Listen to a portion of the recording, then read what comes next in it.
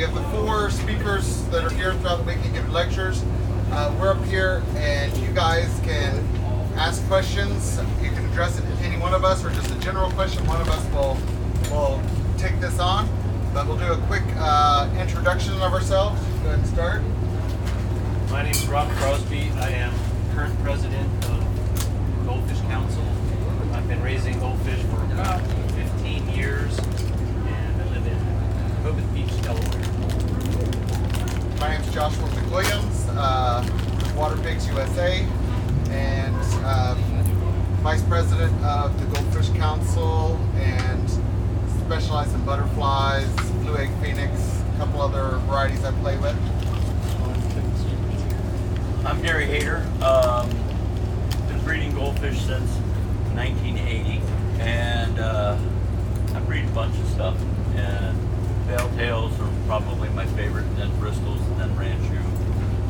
And founding member of the Goldfish Council, former president. Now I just hang out. My name's Jeff Thompson. I'm from Bend, Oregon, and I breed Japanese type of Ranchu, and I've been doing that since 2006. Alrighty, so we'll start with any questions. That's what we're here for, guys. Go ahead. No, I'd like to address this question to everyone. I have a question about feeding. It's a three-part question. So one is how often to feed per day, and 2, how much to feed, and 3, what to feed, variety versus just a singular type of food. Okay, so our question was about feeding. How much to feed, how many times a day to feed, and what to feed. So what we'll do is we'll let each one of us kind of go through how we feed. Okay, excellent question. I think a lot of it depends on how you keep your goldfish. Personally, I keep mine in a garage. It's slightly heated in the winter, but in the summer, they're just at outdoor temps. And it depends on the age of the fish. For my full-grown, older fish, I feed them once a day. I only get out there once a day, so part of that's just practical. Once they've reached a good size and are fully developed, I like to back off on protein. I know a lot of people like to eat real high protein, expensive foods when they're young, which is fine, but I find that will ultimately shorten their life if you keep pounding them. So after they get a good size, slow them down in the winter, let them go through a little dormancy period, cut back on the protein maybe to, what do you think, 35, 40%, something like that. I used to experiment with gel foods, making my own. It was kind of fun. It's not always practical. I like sinking pellets. If you have problems with floating, I find smaller pellet size sinking pellets often helps with that. I don't feed live food much to adult fish. If I feel like they need a little something, I'll make a gel food, put shrimp, eggs, animal protein in it that way. Are you raising any fry? Just for maintenance? Also depends on your filtration, whether you want floating pellets or sinking, whether you have substrate. I use bare bottom tanks that have a standpipe and the water goes over the top. So I prefer sinking pellets. It doesn't go right down into my filter, and it doesn't get lost in the gravel either. So basically, I feed more on basis on a feeling. If I see a fish that I want to add more weight to and condition better, I obviously feed more. But standard, I feed twice a day. Maybe sometimes I'll feed even more than that. And I use my staple food of choice is a floating pellet, because unlike Rob, I have all sponge filters. So mine, I don't have the pellets aren't going to go into any of my overflow or anything like that. So I happen to use a floating pellet that I'm really successful with. It's about a 40% protein, and do really well with that. And younger fish, of course, smaller pellets. Sometimes they use more gel or egg-based foods on the smaller fish, and supplement sometimes with bloodworms. Typically, on my standard fish, about 2 times a day.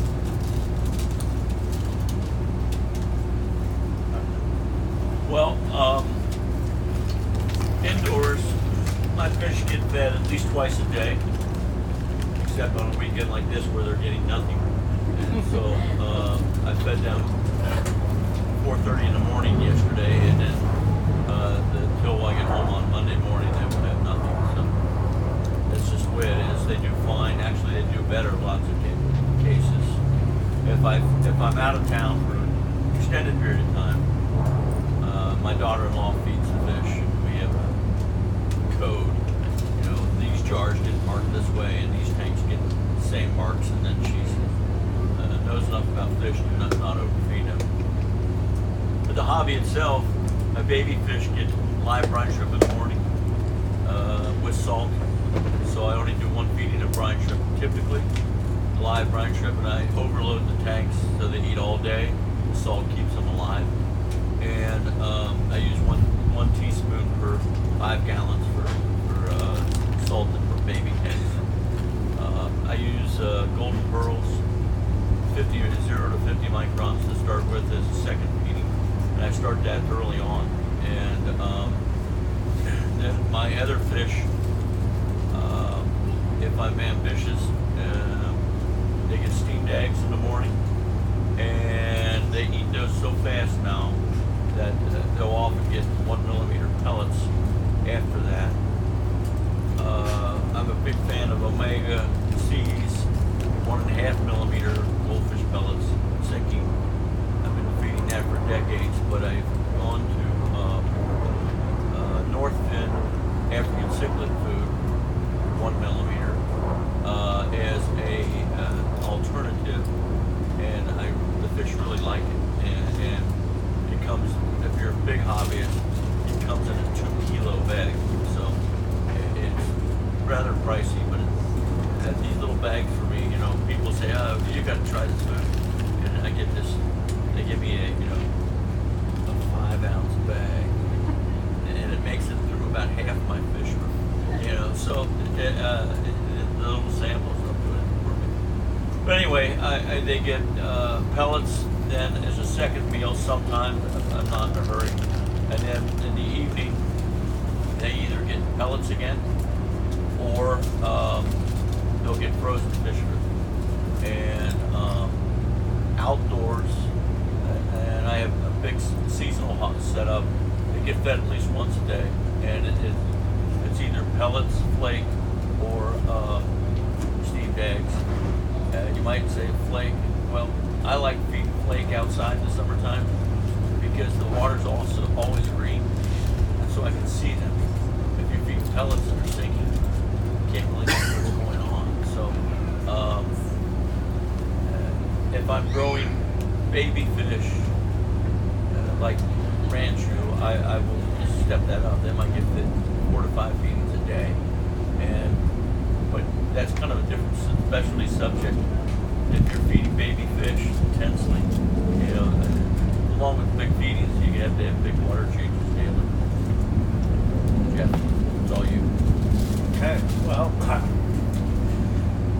I'm keeping my fish in a greenhouse outdoors, and I'm keeping them with the seasons. So basically that means in the winter, there's a 2 to 3 month period where they do not get fed at all because the water's just too cold. Their digestive, it would kill the fish to feed them because their digestive tract is just not moving. The food would literally rot in their bellies.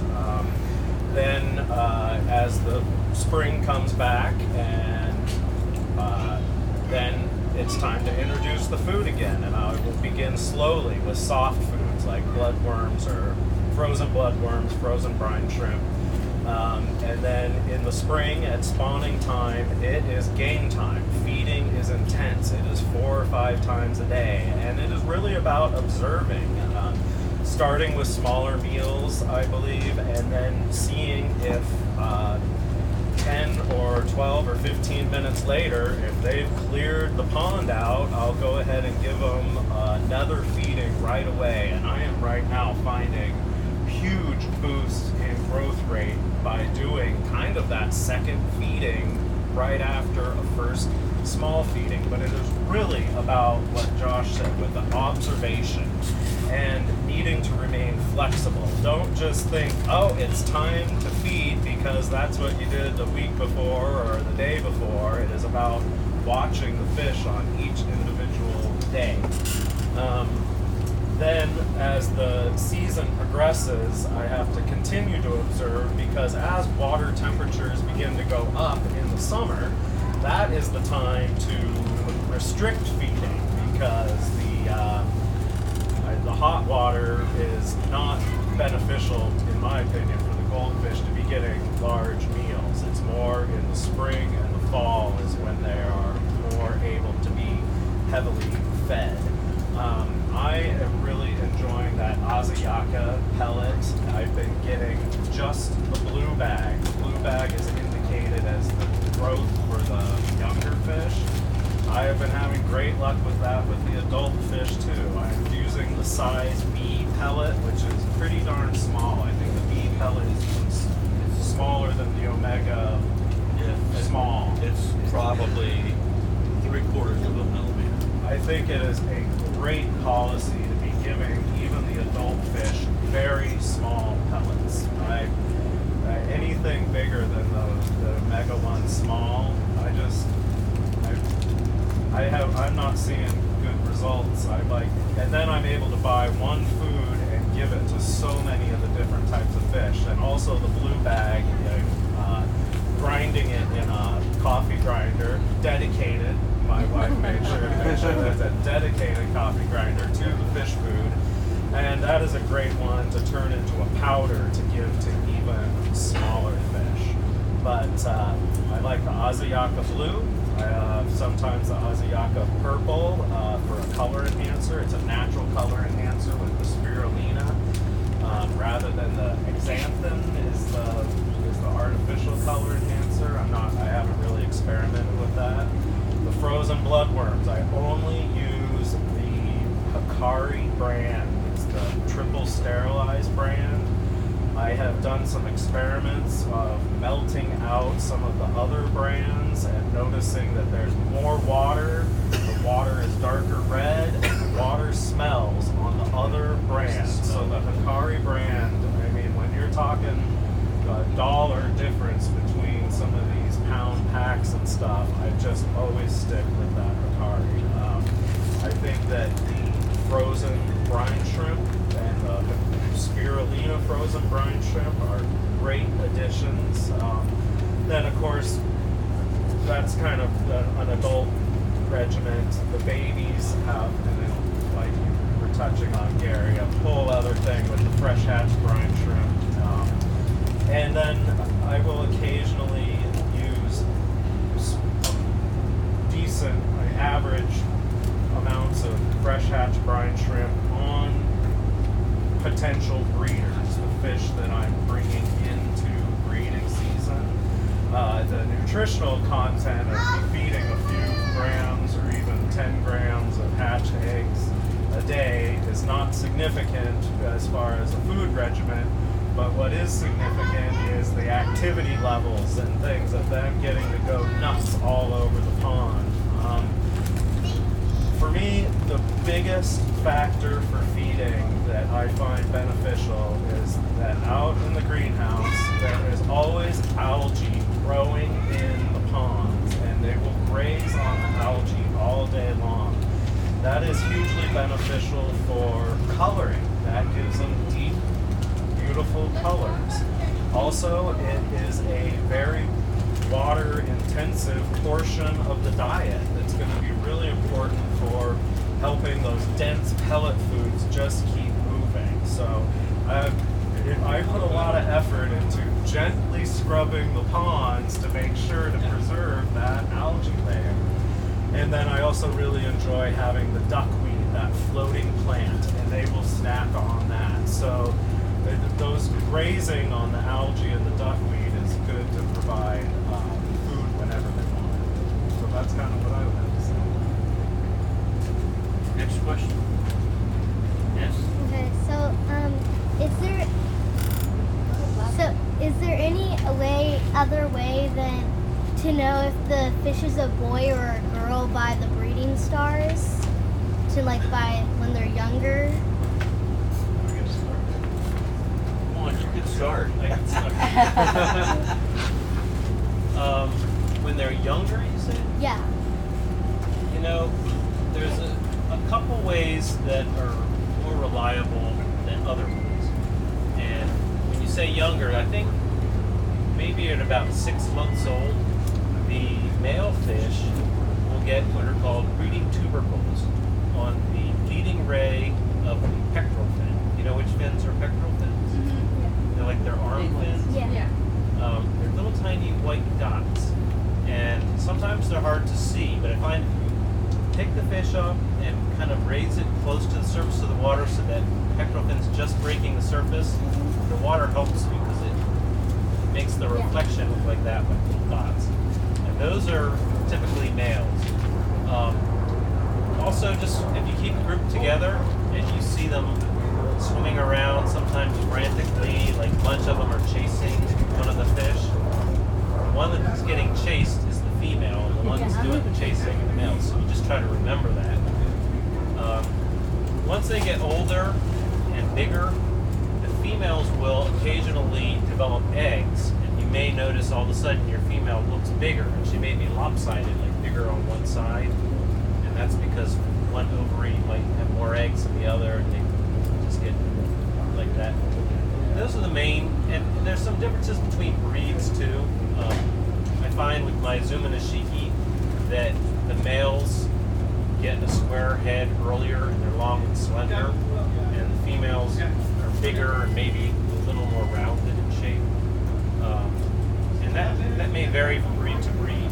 And some people turn their fish over and look at the shape of the vent, and I think that works best with real big round-bodied fish. It's kind of hard to do that on a comet or a common goldfish. I don't think it's quite as obvious. But those are the main ways that I look. So basically, I do my best guessing with young fish. Sometimes I'm right, sometimes I'm wrong. And like Rob was pointing out, it kind of depends on the variety. But I typically look at the vents, and if it's got an outy shaped like vents, conical coming out, it's generally a female. It's the egg duct. And if it's concaved and comes in, it's usually a male. So I kind of do my best when they're, around 2 to 3 months old to try to pick them. And I always keep a couple extra just in case I'm wrong. Have some better odds. So I agree with all that. But the fish at about 1.5 inches, they're not sexually mature typically. And if I'm going to pick out a bunch of those from somebody, pet shop or here or something, I look at them from the top, and the females are almost always lopsided. They're always fat on the one side there. And it's the ovaries that are, extra tools there in the fish, and they tend to make the fish not symmetric. And it's not foolproof. It's pretty good. You get the last one, you get no nothing to say. No one can argue with it. Something to say, right? Okay. Well, so good points all. Super difficult to determine the gender on the younger fish. 3 months plus, up to 6 months, depending on how quick they're growing, I think is a good window to start to be able to check. I noticed that the females have a teardrop shape of a vent with kind of the 2 points, and the males have an oval shaped vent. But I think the breeding stars is one of the ways that I just really key in first. Is what I notice first. It's also, if you hold the fish in your hand, this is good with ranchu and things like that. Sometimes the males have a little bit of a ridge on the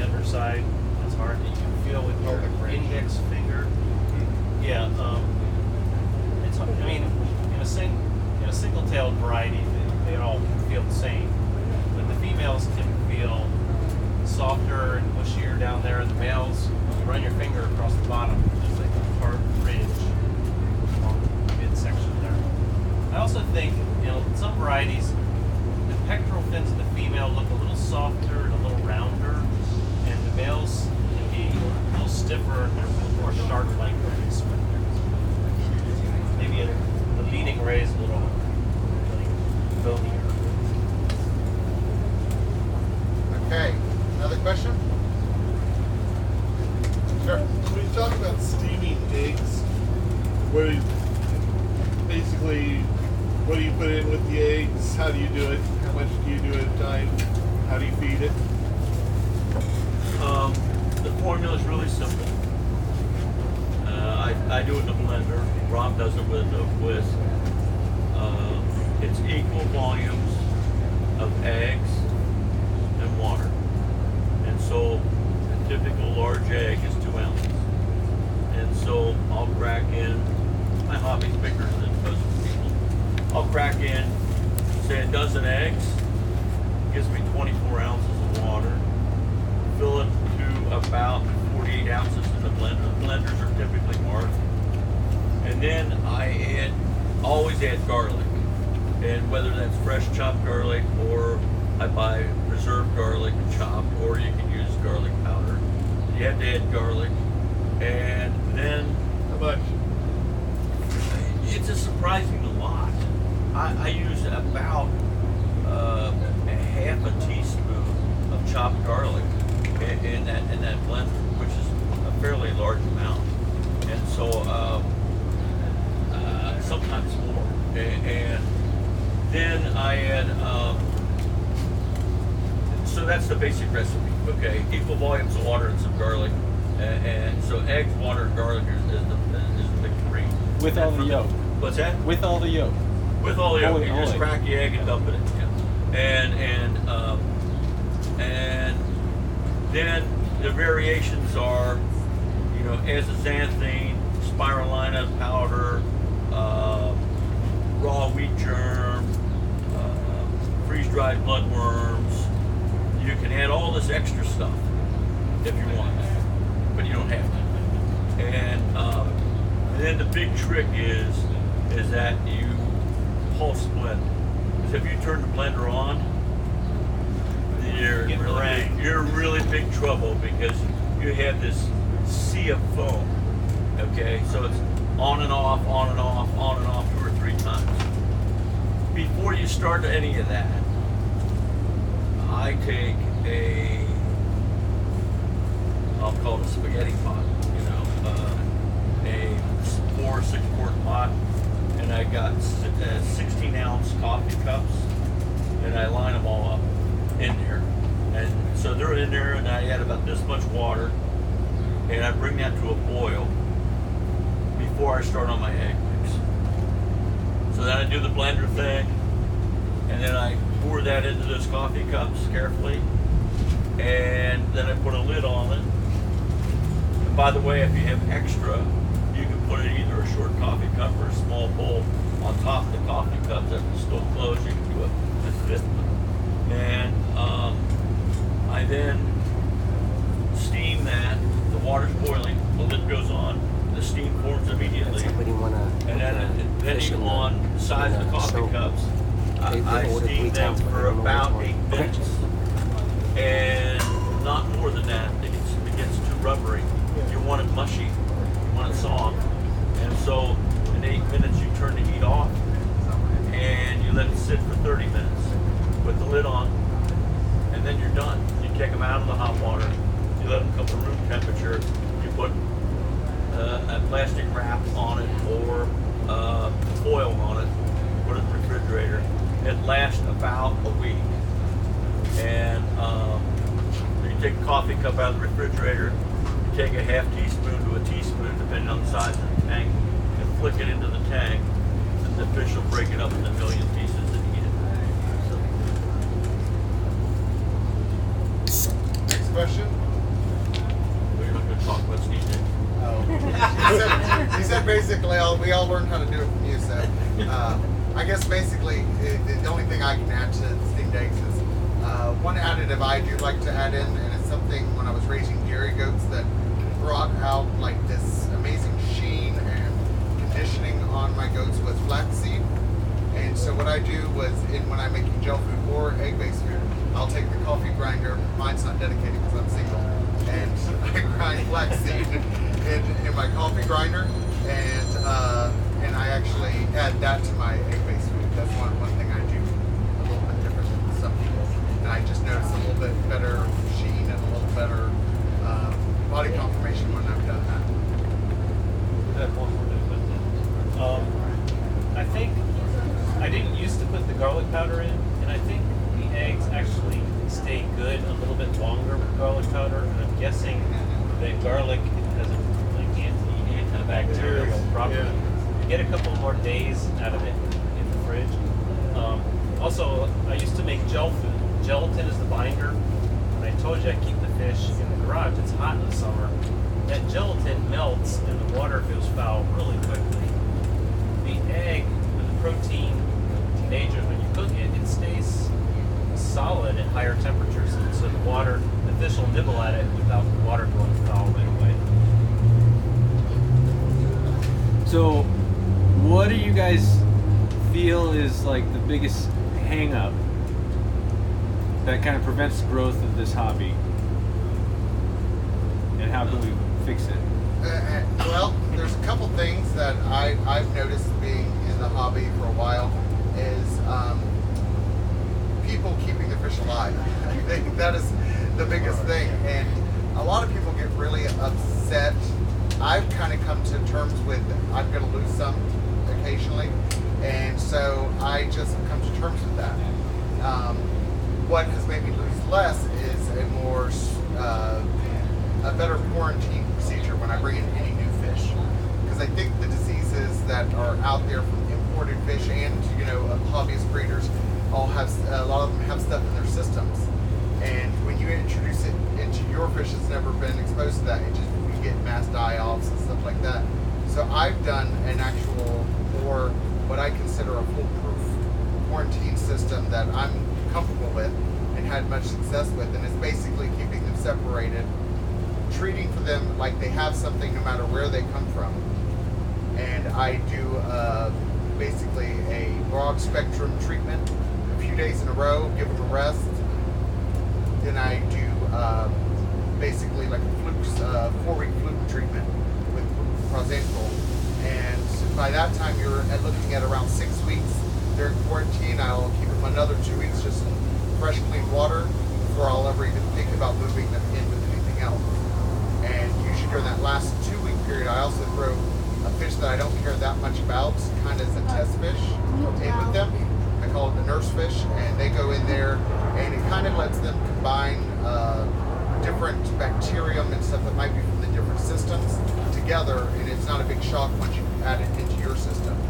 And also, that nurse fish, you can see if it goes belly up before you put it in with any of your other fish. So I always keep a couple ugly fish around that I really don't care that much about. They're there for the greater good of things and to protect the rest of the herd. But I typically do that. In the quarantining, I think if we can get people to actually follow better quarantine procedures, no matter who they get their fish from, I think that the fish would last longer and more people would stay in the hobby longer. They wouldn't be so discouraged with massive die-offs and stuff like that. Can you repeat your protocol one more time? My protocol? Yeah. So basically, it's I let them come in, let them just stay in regular clean water for 3 days. Then basically the last couple days of the week when I first get them in, I do a general treatment that covers, I use Clout, but I know that's off the market now, so I'm going to have to move over to a different type of broad spectrum type medication. Then I let them rest a week, and then I do 4 weeks of Prozencal. After those are done, I add a nurse fish and let them sit for another 2 or 3 weeks with the nurse fish. Thank you. Well, I tend to buy fish from people I know or from importers I know. And if I'm not sure, I don't buy fish from them. everybody did that, then all the important breed would have better quarantine procedures. But they don't. They get excited and they buy fish and they're bringing stuff in. And so I think that's a problem. I think that the other issue is that people get excited and they try to squeeze the guidelines of how much space a fish should be in. I find that if you're going to import fish, you better give it at least 20 gallons, and 25 to 30 is even better. So when I bring fish in, I tend to leave them in a 100-gallon tub or bigger, and it has to have some type of green in it.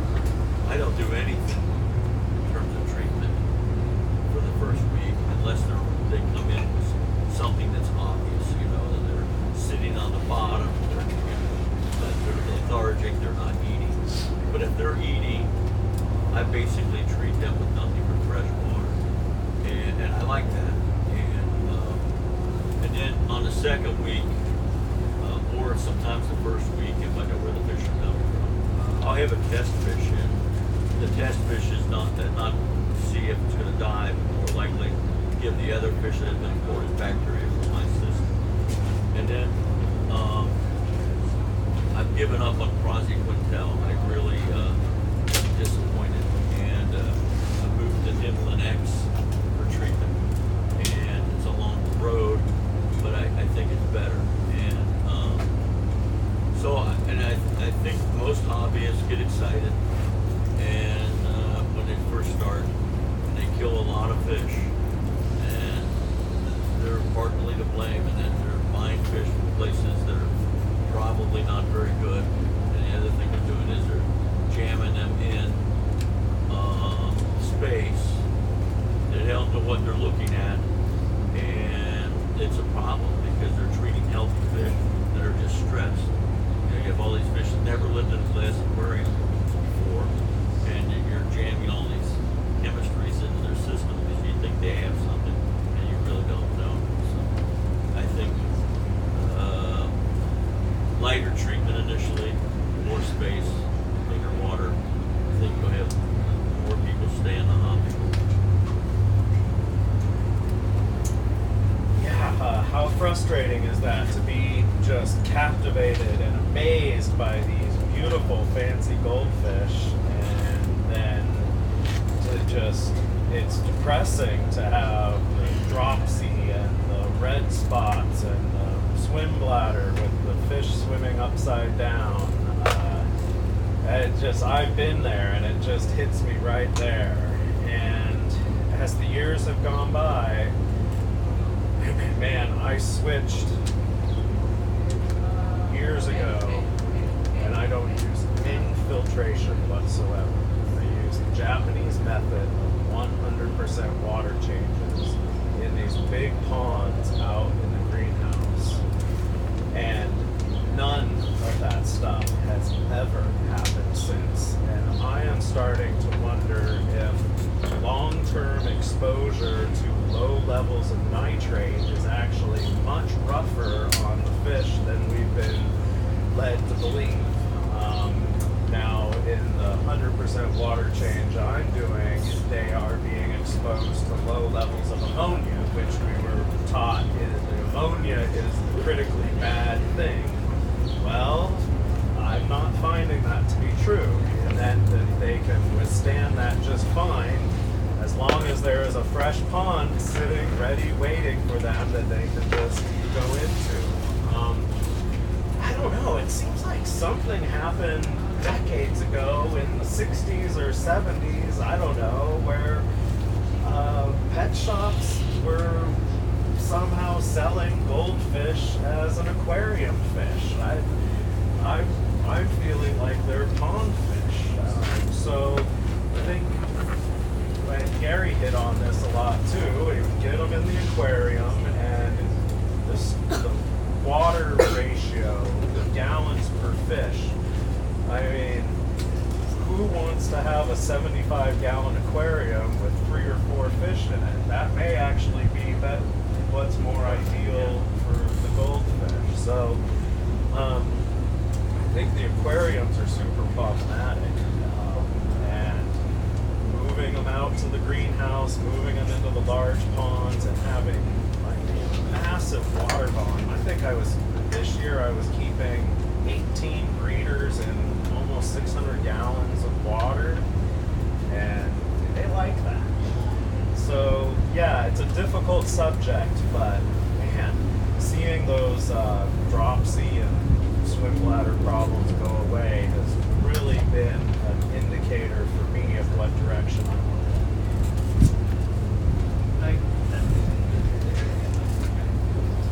I think another thing, if you've been in the aquarium hobby, raising tropical fish, or been in an aquarium society, I think Jeff hit the nail on the head where you kind of cram goldfish in that group, but it is a different hobby. And you talk amongst the serious goldfish enthusiasts, you find out they often come from a livestock sort of fancier background. You heard Josh mention his goats. I was a 4-H'er and I raised chickens and rabbits, and I always wanted to go back to that, maybe beef cattle or something. But you know, the reality is most of us live in suburban homes and can't do all that. So if you're coming from that world, goldfish are like a good in between. They're also, you raise them and all the babies don't look like the parents, and some people like that. A lot of aquarium keepers are into planted tanks or native species, or keeping things that look like the wild type. So people are in the hobby for different things, and different types of fish offer different advantages and disadvantages. Next question. Are you guys using UV lights, and what do you think about them, or what's your opinion on them? Well, I have started using them probably, maybe 3 years ago, when a reptile breeder that was, in our group, that kind of recommended it, because we were trying to get our blacks blacker, blues bluer, reds redder, Are you talking about sterilizer? I was, but I want to hear that too. Okay. So, but basically, the UVB lighting that they sell for reptiles, if you don't have an outdoor space for them to get sun, I have noticed as long as you start it off when the fish are really young, you typically can get your fish a lot darker in color by keeping the UVB lighting on the fish, on anything that you're wanting to darken up. And that it's a good substitute for the sun if you have indoor fish. I have used UV actual sterilizers on ponds that I don't want to get green, something that I want to really see the fish, but I like green water. Sometimes it won't grow in the places I want it to, but basically green water is healthy. But if it's a display pond, you want to see all your fish. Typically, a UV sterilizer is helpful for algae control. I don't really depend on it for any type of disease control. It's more for algae control. Is what I use it for.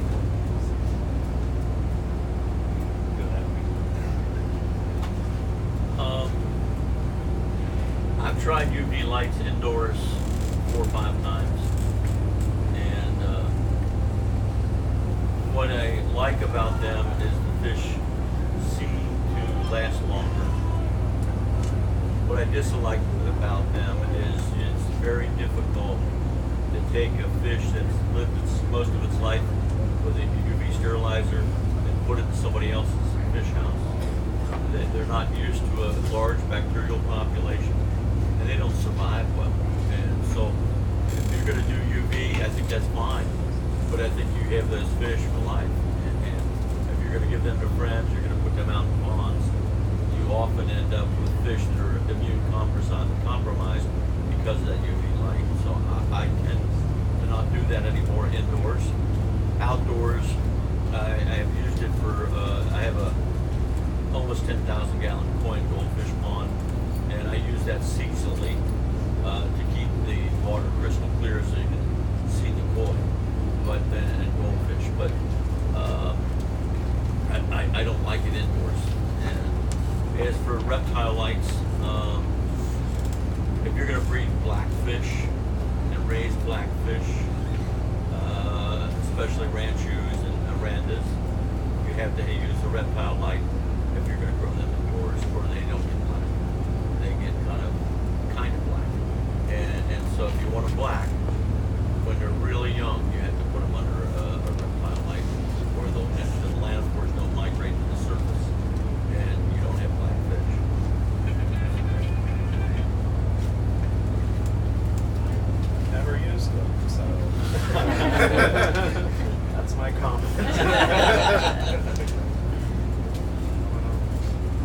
you mentioned that green water is healthy, and I think I would put a cautionary note to that. Light green water that gets changed regularly to keep it light green is healthy. But if you're not doing those regular water changes, it gets murky green quickly, and that you're going to get pH swings, like wild pH swings between day and night with green water. It'll go anoxic in the nighttime, and it also is a heat sink. So if it's outside and the sun's shining on that green water, it gets warmer and the oxygen level will plummet.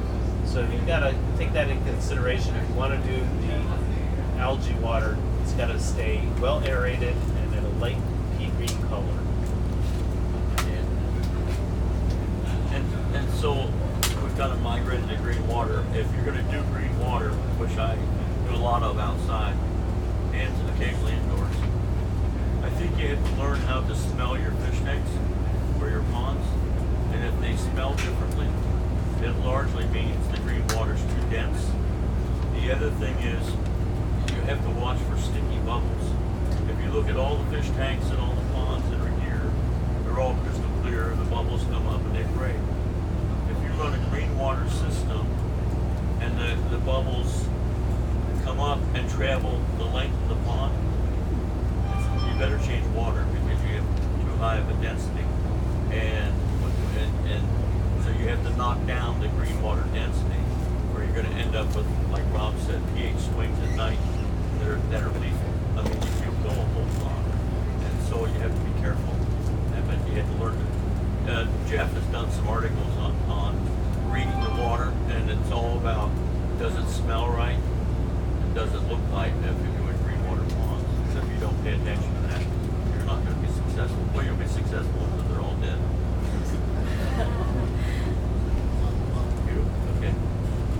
Oh, I was wondering, so what would you recommend for fresh vegetables? So I've experimented a lot with fresh vegetables, feeding my fish the raw foods or just lightly steamed. And I've also used a lot of vegetable products in my gel-based foods or egg-based foods. So one thing they typically like, I really like giving them is pumpkin. You can feed it to them fresh as long as you blanch it a little bit. So at Halloween, when you're cutting out the jack-o'-lantern, save the eyes and trim all that slimy goo off of it, and take the meat of the pumpkin and just put it in the microwave in a little bowl of water for 3 or 4 minutes. It'll soften it up enough where you can throw it in there. They'll enjoy grazing on that. Spinach in small amounts, kale in small amounts. I usually feed zucchini and cucumbers a lot of times to my bristlenose plecos, and I'll throw it in the fish. The goldfish really like it also. But you can put just about any type of vegetable in your gel-based food or in your egg-based foods as like an additive if you want to add more fiber to their diet, different vitamins and stuff like that. You can add it through adding fresh vegetables. How about duckweed? Duckweed, I feed mine duckweed all the time. I try to keep a pond just for duckweed, and I just take weekly, usually a scoop, and throw it in all the tanks. I think another reason people feed vegetables is to, and I don't know how well this works, but to add pigment. We know that algae will deepen red colors, and in chickens they feed them marigold petals, carotenoids, and things like that. So I've put red bell pepper in my gel foods, and like Josh said, pumpkin, get a nice orange pigment in that. Maybe it helps, still need to have bright lights and things like that. Peas, frozen peas in the gel food are helped. But there's very good veggie pellet type things, so you don't want to risk polluting your tank with too much cooked vegetables. You can substitute with veggie pellet type stuff.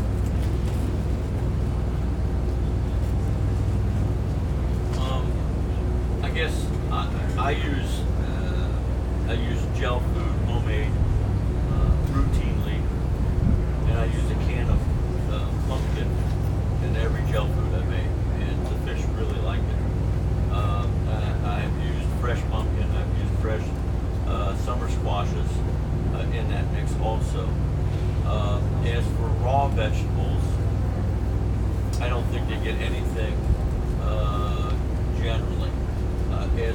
vegetables. They get leftover peas whenever we have peas. And I use basil in my steamed egg recipe routinely. So if you've got basil on your back porch, you know, this time of year, at least in the Midwest, it's just gigantic. You can never use it all. And so I'll dump 5 or 6 leaves in a blender full of steamed eggs, and the fish really likes it. But I don't feed other than vegetables, other than duckweed routinely, and I have 1 tub of duckweed with generally some fish in it that I'm keeping, and the lights never go off, so I always get duckweed, and they'll get a mess of that. I am not in favor of the peas because I'm seeing that they are a high sugar vegetable, and I think that could be possibly problematic in the digestive tract. I think that the edamame or the soybeans is a good way to add a green supplement that's going to be a high protein sort of a snack. For aquarium and pond situations, I am always in favor of that lush algae coat. So you can use the aquarium scraper to keep the front of the aquarium clean, or the front 3 sides clean, and allow that hair algae layer to grow on the back and on some of the ornaments or something. I think it looks cool. Maybe some people don't like the look of the green algae. I like that shade of green, so I think it looks cool. Duckweed, awesome. High protein, great for the diet, but in an aquarium type of a setup, it's going to be blocking light coming from the top. So everyone's situation is going to be different depending on how they are enjoying their goldfish, but I like the edamame. On that subject, do any of you grow watercress? Watercress? No. Yeah. Watercress, I mean, you stick a branch or start from seed, whatever, it grows prolifically. And use it as part of your filter system in a tank between your filters or whatever. I mean, here, it grows year round and it yearly sometimes will burn back, but it'll grow almost year round. And this time of year, it'll get 3-4 feet tall, 3-4 feet over the edges. Watercress rates 1,000, scale of 1 to 1,000. Spinach is about 600. So it grows in the water, just, I mean, literally, and it's a great source of food for your fish. They love it. You mentioned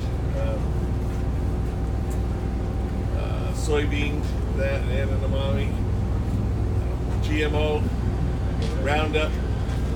I would avoid that like the plague. Buy organic. Okay. Okay, there you go. If you, I've just been involved with aquaponics and that, and we're real skeptical on. We have time for one more question. Everybody else? Anybody else have questions? Yes. Heated versus unheated waters. I'll start. Well, I heat babies largely because if you don't heat them, and I have a basement in my house where I grow my babies. If you're growing them in the 65 to 66 range, they tend to grow much slower and they're much less efficient. So you're jamming all this food in there and it's kind of just going through. And so I heat baby fish, and I will, if I want somebody to spawn and they're not spawning in the winter, I do most of my spawning in the winter time indoors. I will heat a big tank to 72 or 74, and I often will do a water change, fill it back up, then turn on the heater so I get a temperature ramp and to get them to spawn. But generally, a heating is not necessary, and it's probably not very good. And so, unless you're raising young fish, I don't think I don't like it much. Now, there's an exception to that, is if you're winterizing fish in greenhouses or barns like I do, I keep fish no lower than 52 degrees that are my breeders in the wintertime if they're outdoors, outdoors, unheated barn. And so I'll heat the barn to 52 degrees. And you get much lower than that, the females do fine, but the males lose milk, their ability to make milk. So I will keep breeders above 50 degrees all winter. Well, an indoor aquarium is going to experience very little temperature fluctuation through the day. I find in the greenhouse that daily temperature fluctuation builds vigor into the goldfish. Now, to heat indoors, I mean, I'm finding, my opinion is that room temperature around 70 degrees is probably a better temperature for the goldfish than, well, I don't know. Are you wanting to heat the water to 76 degrees? What's your goal for heating the water? Well, the fish are in a commercial greenhouse, and it has a timer, so the vents open to keep the greenhouse around 75 degrees. But in the winter, it does get pretty cold out there. The water Those gets daily 50 temperature fluctuations are healthy for the fish. They are going to love that. Then in the winter, I don't like the water to get much below 45. I let them get a little colder than what Gary's was saying.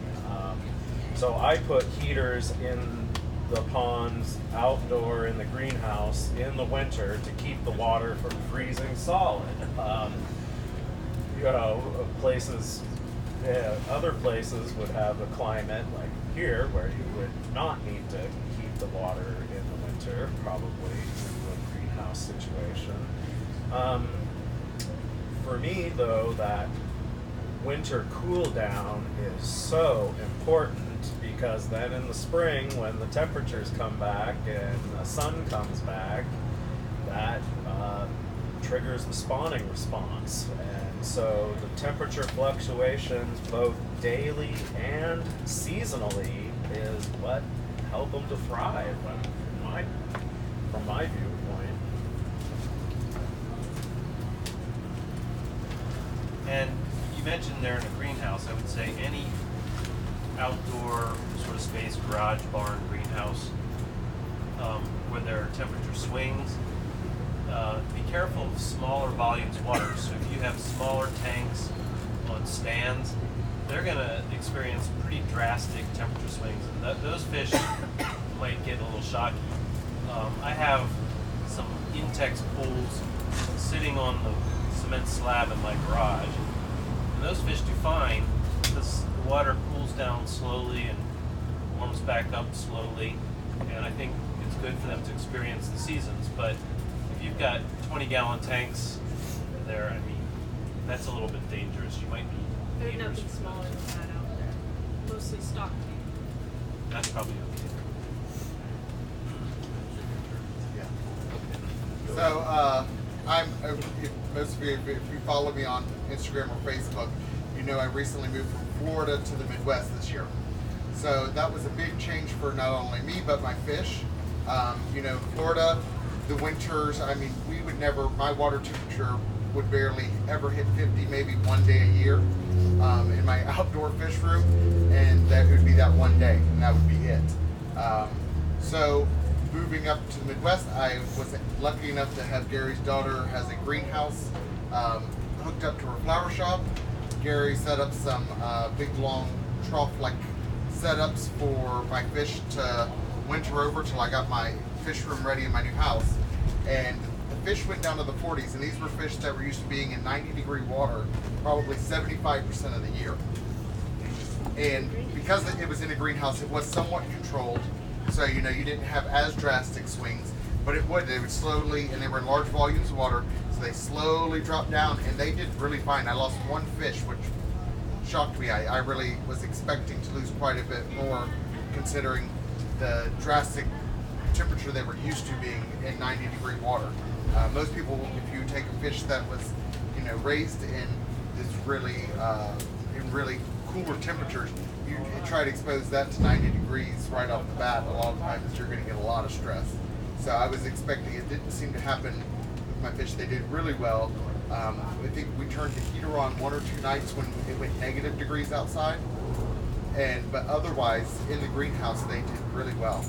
So, and again, I typically only, like most of these people, keep typically your babies just to keep the swings, big swings from happening, and it keeps it more concentrated. But otherwise, my fish do really well at all different temps.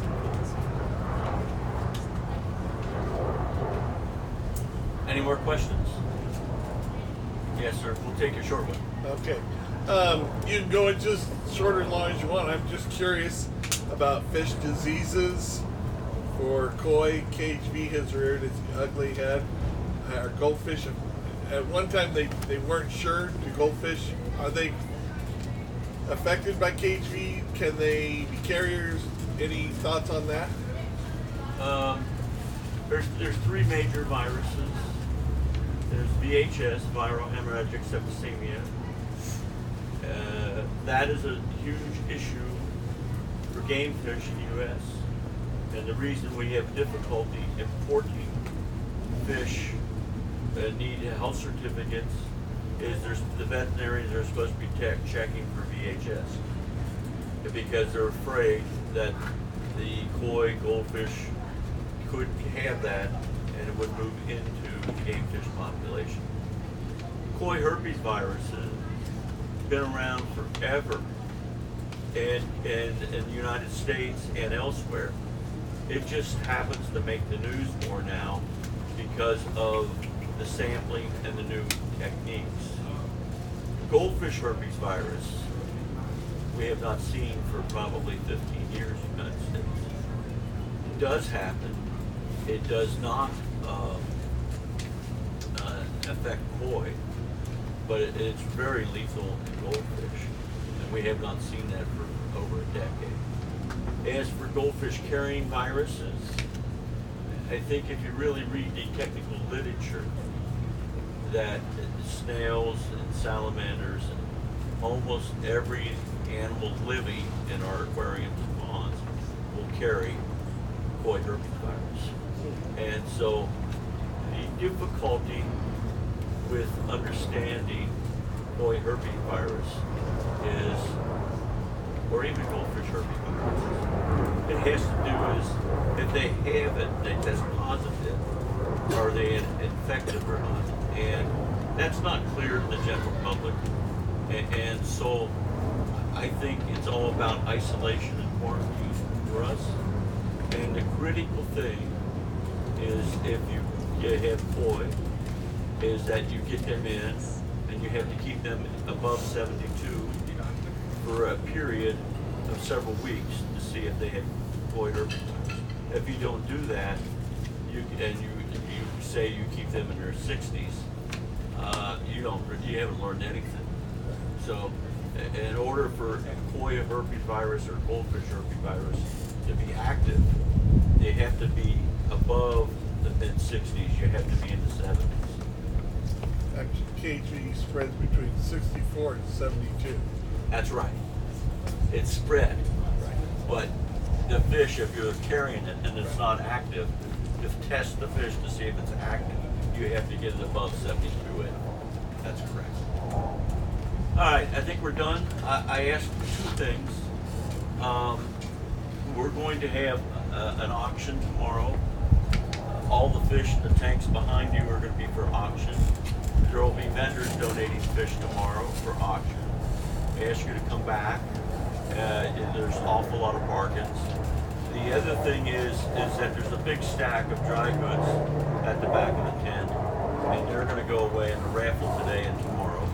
So I encourage you to take a couple raffle tickets. And then thirdly, as you leave today, I wish you'd stop by each one of the booths and thank the vendors for coming, because we don't have this without the vendors. So I thank you again. See you later.